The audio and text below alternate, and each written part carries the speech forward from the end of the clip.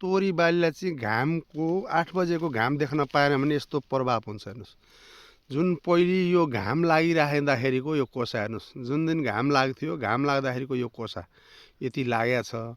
यो दिनमा 2-3 दिन 4 दिन चाहिँ तपाईँको घाम लागेन नि, तपाईँको घाम नलागेपछिको चाहिँ अवस्था हेर्नुहोस्। यो तोरीको दाना लाग्दैन, सुकेर गयो। 1 2 3 4 5 6 7 8 9 10 11 12 13 14 15वटा कोसा।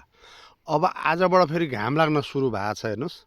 यदि घाम लागेको अवस्थामा चाहिँ तपाईँको अब यो फेरि कोसा हेर्नुहोस्, यो कोसा राम्रो हुँदै गएको छ। जुन घाम लाग्दाखेरिको यो तलको कोसा भइगयो, यो कोसा भयो। घाम लाग्दाखेरि बिचमा घाम लागेन, यो कोसा लागेन। अब फेरि घाम लागेपछि अब तपाईँको यो फेरि फक्रिँदैछ र कोसा ठुलो हुँदैछ। र तोरीलाई अनिवार्य घाम चाहिन्छ।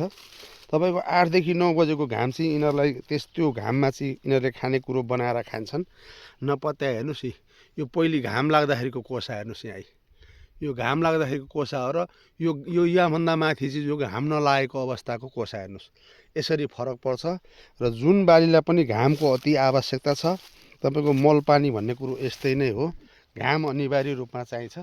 घाम भएन भने कोसा यसरी सुकेर जान्छ। हेर्नुहोस्, प्रत्येक बोटमा हेर्नुहोस्। यहाँ पनि यो घाम लाग्दाखेरिको कोसा यति राम्रो छ भने यो घाम नलाग्दाखेरिको कोसा यो सुकेर गएको छ। अब त्यो माथि हेर्नुहोस्, त्यो माथिको यो फेरि यहाँदेखि घाम लाग्न सुरु भयो। यो चाहिँ कोसा तपाईँको राम्रोसँग ठुलो भएर आएको छ।